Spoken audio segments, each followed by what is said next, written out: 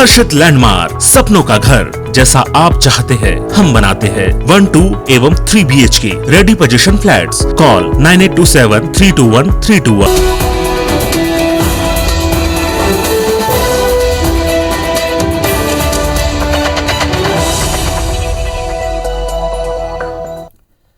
नमस्कार, आप देख रहे हैं IBC 24। मैं हूं आपके साथ विजय कुमार पंड्या। रात 10 बजे की इस बुलेटिन में आप सभी का स्वागत। बात रायपुर की सीएम भूपेश बघेल ने पीएम नरेंद्र मोदी को पत्र लिखा है।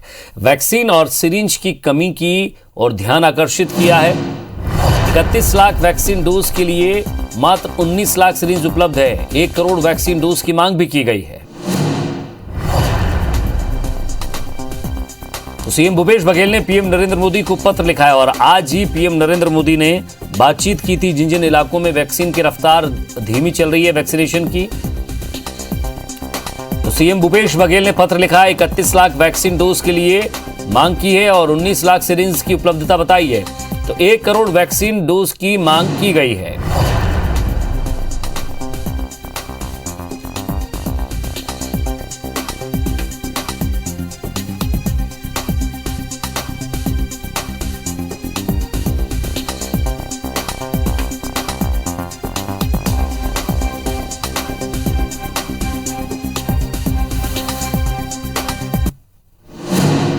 तो बड़ी खबर आपको बता रहे हैं रायपुर से, जहां सीएम भूपेश बघेल ने पीएम नरेंद्र मोदी को पत्र लिखा है और पत्र लिखकर उन्होंने वैक्सीन और सिरिंज की कमी की ओर उनका ध्यान आकर्षित किया है। उन्होंने कहा है कि इसकी उपलब्धता कराई जाए। साथ ही 31 लाख वैक्सीन डोज के लिए 19 लाख मात्र सिरिंज उपलब्ध हैं। वहीं 1 करोड़ वैक्सीन की डोज की भी मांग सीएम ने पत्र में की है। और केंद्र सरकार ने नागरिकों को दिवाली का बड़ा गिफ्ट दिया है। पेट्रोल डीजल पर एक्साइज ड्यूटी को घटा दिया गया है। एक्साइज ड्यूटी घटने से पेट्रोल की कीमत जहां प्रति लीटर 5 रुपए है, वहीं डीजल प्रति लीटर 10 रुपए सस्ता हो गया है। तो गुरुवार सुबह से ये कीमतें लागू हो जाएंगी। केंद्र ने एक्साइज ड्यूटी घटाने के साथ ही राज्य सरकारों से भी अपने यहां वैट की दरें कम करने के लिए कहा है। अगर वैट की दर भी राज्य सरकार घटाती है तो उपभोक्ताओं को ज्यादा राहत मिलेगी। खासकर डीजल के दाम 10 रुपए प्रति लीटर कम होने से किसानों को राहत जरूर मिली है। एक्साइज ड्यूटी को घटाए जाने की चारों तरफ तारीफ हो रही है। आम जनता के साथ ही जनप्रतिनिधि भी इसे बेहतर कदम बता रहे हैं। हालांकि लोग और भी ज्यादा राहत की उम्मीद की बात कर रहे थे। एमपी के सीएम शिवराज सिंह चौहान ने इस फैसले के तुरंत बाद ट्वीट कर पीएम मोदी का आभार जताया है और अभिनंदन किया है।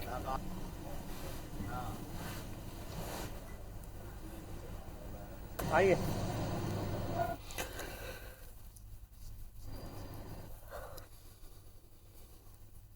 भाई, 5 रुपए तो इस हिसाब से तोहफे के हिसाब से बहुत कम है। सरकार को बड़ा तोहफा देना चाहिए। ऐसा तोहफा देना चाहिए कि लोग याद रखें। सर आज कम कर दिया, कल फिर बढ़ा देंगे। ऐसी चलता है। 2 रुपए कम होता है, 10 बढ़ जाता है। भैया 5 रुपए तो कम हो, उसमें क्या होता है? इतना महंगा पेट्रोल है चलाने में, इतना दूर दूर से खर्चा, कितना महंगाई हो गई है। ये सरकार को सोचना चाहिए।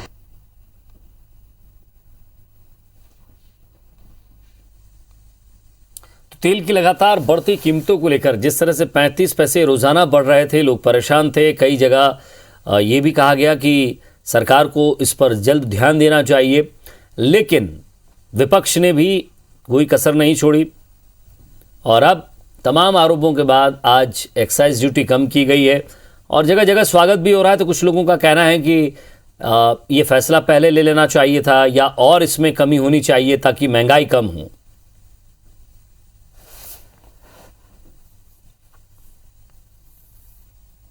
और बात रायपुर की करते हैं। एक बड़ी खबर मिल रही है। गणपति गैस एजेंसी में आग लग गई है। कमर्शियल गैस एजेंसी बताई जा रही है जिसमें आग लगी है। एजेंसी में रखे ऑक्सीजन सिलेंडर। फायर ब्रिगेड और पुलिस मौके पर है। तो मौदापारा की ये तस्वीर हम आपको दिखा रहे हैं। कमर्शियल गैस एजेंसी में आग लगी है।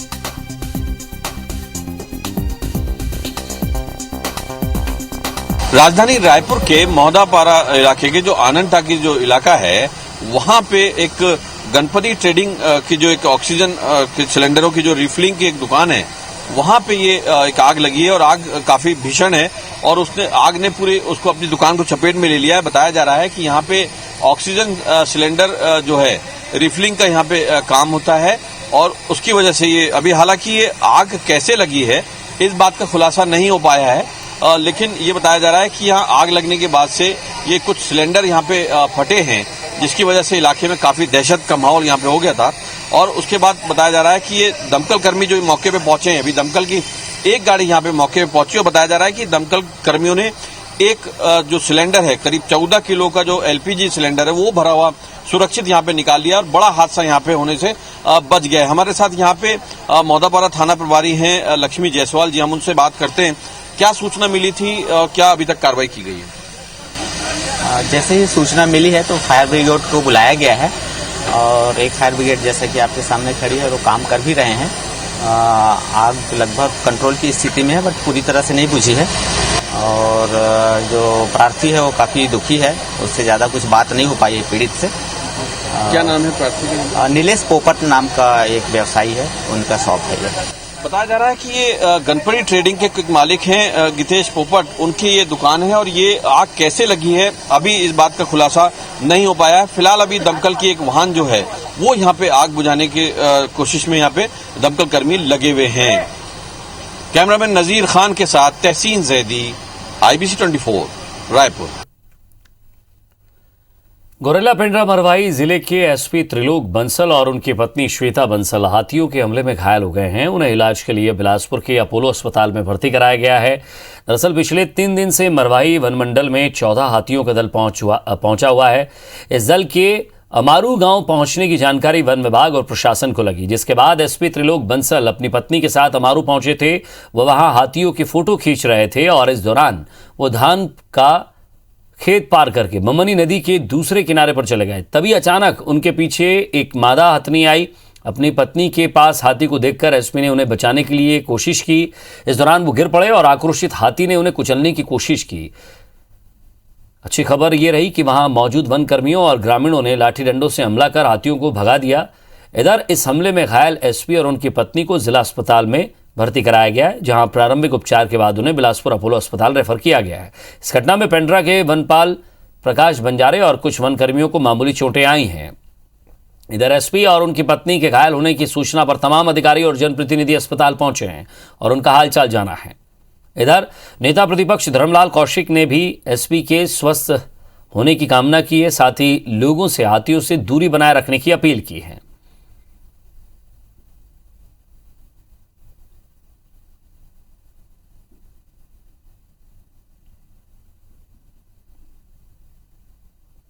तो हमारे चौकीदार फैज गार्ड को पकड़ के लाया, वो चल के आए हैं। जहाँ चोट लगी, गिरने से मैडम नीचे गिरी थी और वो थोड़ा उनके ऊपर ही गिरे थे।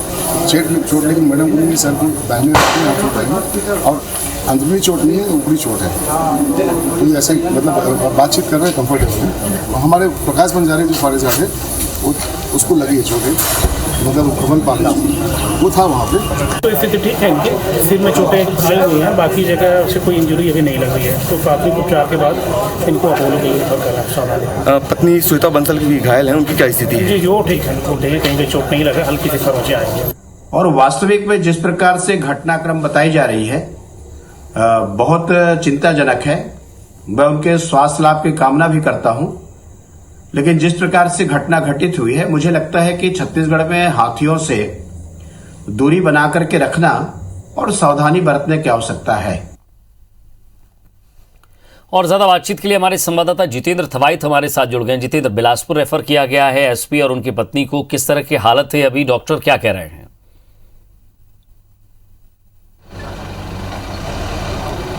देखिए, जिस तरह से पिंडरा में घटना हुई उसके बाद से ही उनको बिलासपुर रेफर किया गया था और अभी एसपी त्रिलोक बंसल बिलासपुर पहुंच गए हैं। अपोलो अस्पताल में उनको भी भर्ती करा दिया गया है। इसके साथ ही उनकी जो पत्नी है वो भी यहां पर भर्ती हुई है। जो स्थिति, क्योंकि पिंडरा में जिस तरह से उनकी स्थिति थी गंभीर बनी हुई थी, उनको हेड इंजरी है, इसका यहाँ पर अब इलाज होना है। हालांकि अभी प्रारंभिक रूप से अभी यहाँ पर जो जाँच है वो डॉक्टरों ने शुरू कर दी है।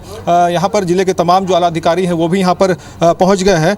यहाँ आप देख सकते हैं आपातकालीन कक्ष है, जहाँ पर अभी एसपी त्रिलोक बंसल को लाया गया है और यहाँ पर अभी उनका उपचार जो है वो इमरजेंसी इमरजेंसी में यहाँ पर शुरू कर दिया गया है। डॉक्टरों की जो टीम है वो यहाँ पर पहले से अलर्ट थी, यहाँ पर तमाम जो आला अधिकारी हैं उनको अलर्ट कर दिया गया था, जिसके बाद अब जो डॉक्टरों की टीम है यहाँ पर एसपी का यहाँ पर परीक्षण कर रही है और ये प्रयास किया जा रहा है कि किस तरह की उनको यहाँ पर सीरियस इंजरी है। हालांकि अभी कुछ टेस्ट भी उनके होने हैं। हमारे साथ आईजी रतनलाल डांगी जी हैं, उनसे सीधे हम चर्चा करते हैं। सर, अभी किस तरह से उनकी स्थिति है, लाया गया है पिंडरा से बिलासपुर?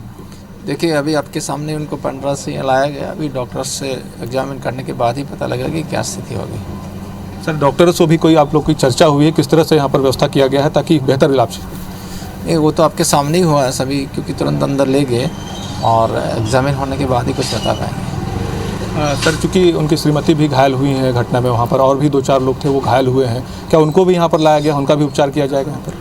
अभी जो उनकी वाइफ है वो साथ में है, उनको भी जो है वैसे तो नॉर्मल स्थिति में है, लेकिन चूँकि बेहतर डॉक्टर ही बता पाएंगे, चूँकि उनको अंदर ले गए हैं उसके बाद कुछ बता पाएंगे। तो अब यहाँ पर देख सकते हैं आज सब जिस तरह से बता रहे हैं कि अभी प्रारंभिक रूप से जो यहाँ पर उपचार है वो यहाँ पर शुरू कर दिया गया है। ये जरूर है कि जिस तरह से पिंडरा में घटना हुई थी, सिर में उनकी इंजरी है, हेड इंजरी बताया जा रहा है, ब्लड जो ज़्यादा बहा है। इसके साथ ही जो उनकी पत्नी है उनको भी चोटें आई हैं। तो अभी यहाँ पर जो डॉक्टरों की टीम है वो परीक्षण कर रही है, अभी उपचार यहाँ पर शुरू कर दिया गया है। ये ज़रूर है कि अभी डॉक्टरों की तरफ से कोई मैसेज अभी नहीं आया है कि उसको किस तरह से और इसमें इलाज चल रहा है, क्या कुछ अभी उनकी स्थिति है। लेकिन फिलहाल जो है अभी एसपी त्रिलोक बंसल को अपोलो ले आया गया है और यहाँ पर उनका उपचार शुरू कर दिया गया है। विजय,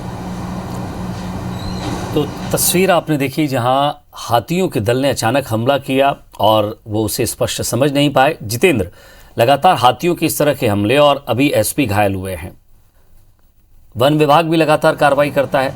सवाल यह कि इस 14 दल के हाथियों को आगे बढ़ाना है, उसके लिए अब आगे क्या व्यवस्था हो रही, किसी और को चोट ना पहुंचाए?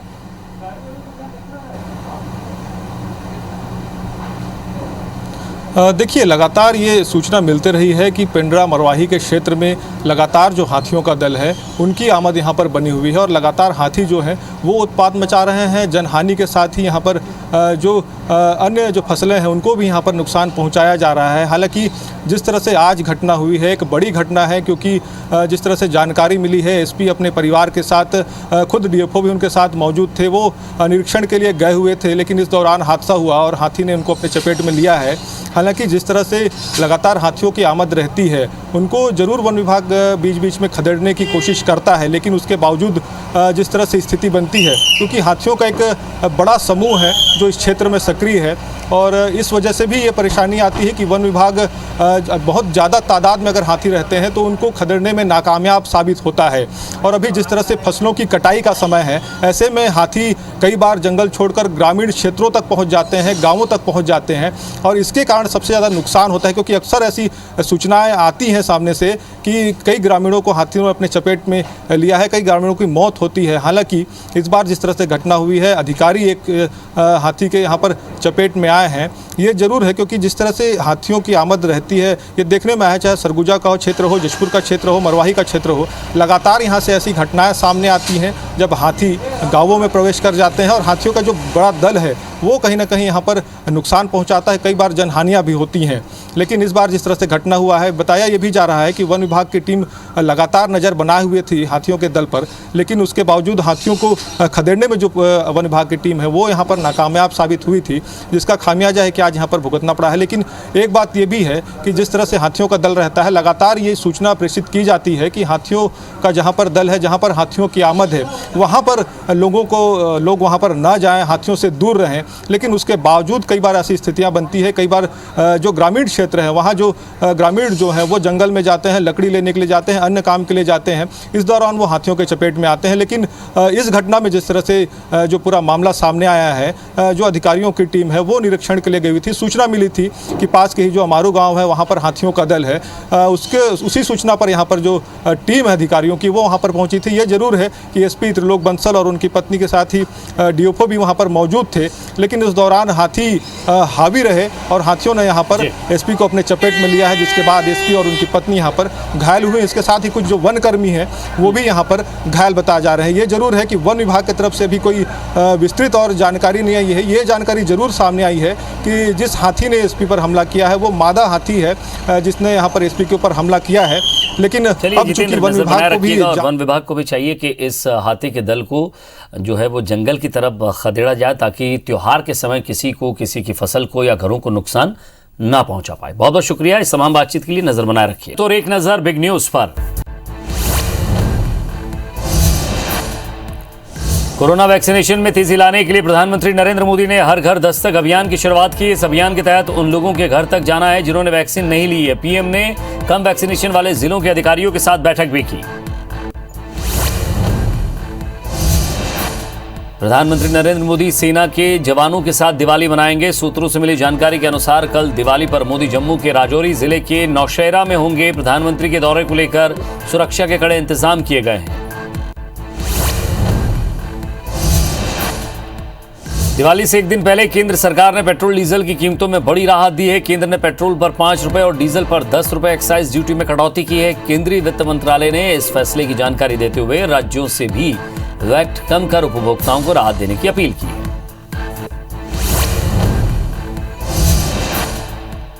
बालाकोट एयर स्ट्राइक के हीरो रहे अभिनंदन वर्धमान को भारतीय वायुसेना के ग्रुप कैप्टन रैंक पर प्रमोट कर दिया गया है। यह पद भारतीय सेना में कर्नल के बराबर होता है। आपको बता दें कि अभिनंदन को पाकिस्तानी लड़ाकू विमान F-16 को मार गिराने के लिए शौर्य चक्र से सम्मानित किया जा चुका है। विश्व स्वास्थ्य संगठन ने स्वदेशी वैक्सीन कोवैक्सीन को इमरजेंसी इस्तेमाल की मंजूरी दे दी है। दिवाली से एक दिन पहले WHO ने 18 साल से ऊपर के लोगों को कोवैक्सीन लगाने का अप्रूवल दिया है। आपको बता दें कि कोवैक्सीन को ICMR और हैदराबाद की भारत बायोटेक ने मिलकर बनाया है।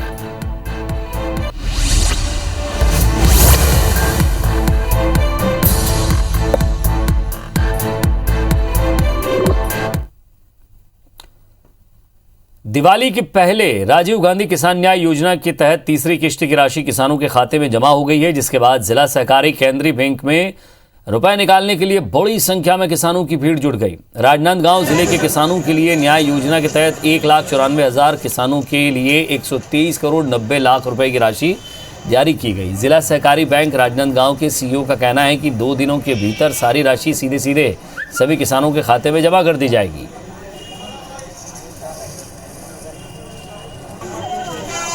प्राप्त करने के लिए कृषकों की भीड़ के लिए संबंधित अनुविभागीय अधिकारी राजस्व SDM साहब लोगों से चर्चा की गई है।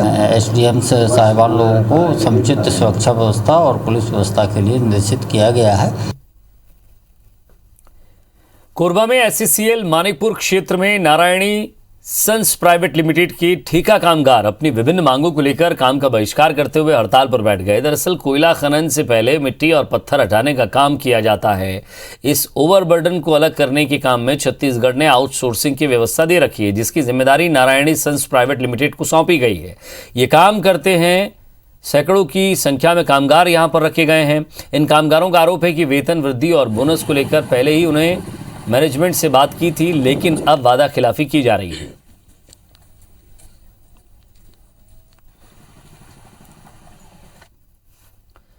देवास में कोरोना से माता पिता को खोने वाले बच्चों से प्रशासनिक अफसर न सिर्फ मिलकर उनका हौसला बढ़ा रहे हैं, बल्कि दिवाली त्योहार के मद्देनजर उन्हें गिफ्ट भी दे रहे हैं।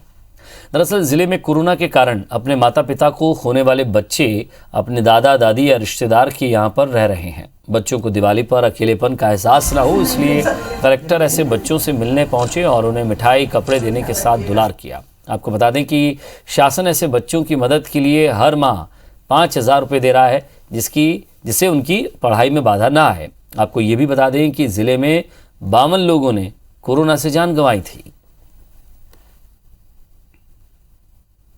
आज देवास जिले में जितने भी अधिकारीगण हैं, वरिष्ठ अधिकारीगण, सारे उनके घर में दिवाली मिलने और दिवाली का एक तो मिलने से उनको ढाढ़स भी बनता है, साथ में दिवाली का जो उपहार है वो देने गए थे। मैं भी आज 2 परिवारों में गया था। बस्तर में मौसम का मिजाज एक बार फिर बदल रहा है। जिले में दिन भर बादल छाए रहने के बाद देर शाम कई इलाकों में रुक रुक कर बारिश हो रही है। मौसम वैज्ञानिकों के मुताबिक बंगाल की खाड़ी से हवा के साथ आ रही नमी की वजह से मौसम विभाग में लगातार बदलाव देखने को मिल रहा है, जिसके चलते दक्षिण छत्तीसगढ़ में गरज चमक के साथ बारिश के आसार है। आगामी 24 घंटे तक कई जगहों पर बारिश का सिलसिला जारी रहेगा। वहीं तापमान में और भी गिरावट होने की संभावना है।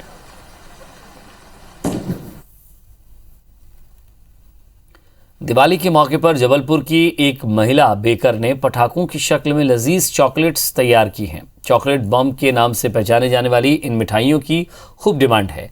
पटाखों की तरह दिखने वाली इन चॉकलेट्स और केक्स पर स्वाद भी लजीज है, जिससे शहर के धमापुर में रहने वाली केक एक्सपर्ट शिवांगी कुलकर्णी ने बनाया है। शिवांगी ने बताया कि सबसे पहले केक को एक शेप दिया जाता है, इसके बाद इस पर चॉकलेट की परत चढ़ाई जाती है और फिर इसे अनार, रस्सी बम, रॉकेट, चक्री जैसे पटाखों की शक्ल में बनाया जाता है।